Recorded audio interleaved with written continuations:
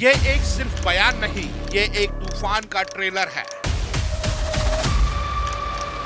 एक ऐसा तूफान जो नेपाल से उठकर भारत की राजनीति तक गूंज रहा है और इस तूफान के केंद्र में है एक नाम, बालेन शाह।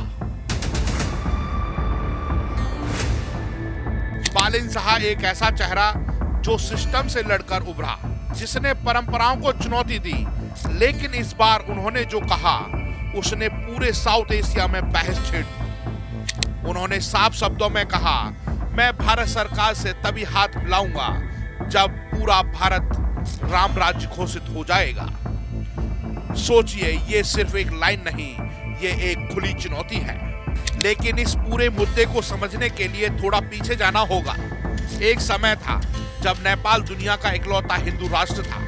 वहां राजतंत्र था, राजा था और पहचान बिल्कुल साफ थी, हिंदू राष्ट्र। लेकिन वक्त बदला, राजनीति बदली और नेपाल को सेकुलर देश घोषित कर दिया गया। और अब सालों बाद फिर वही आवाज उठ रही है। नेपाल सदा हिंदू राष्ट्र था और रहेगा।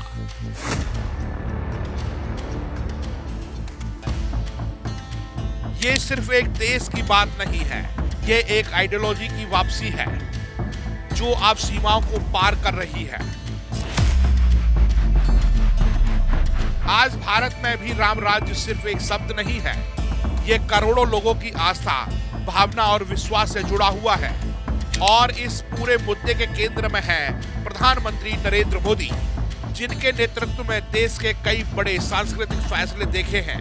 ऐसे में सवाल ये नहीं है कि क्या होगा, बल्कि सवाल यह है कि देश किस दिशा में सोचने लगा है, लोग क्या चाहते हैं और आने वाला भारत कैसा होगा।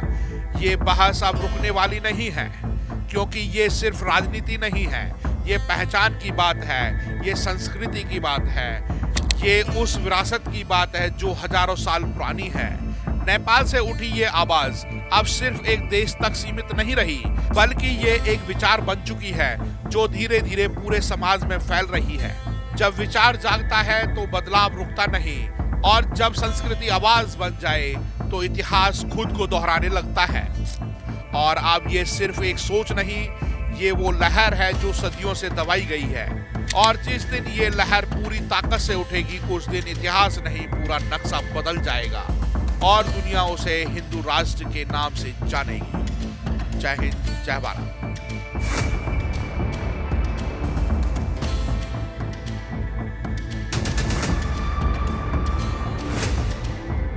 बालेन शाह एक ऐसा चेहरा जो सिस्टम से लड़कर उभरा,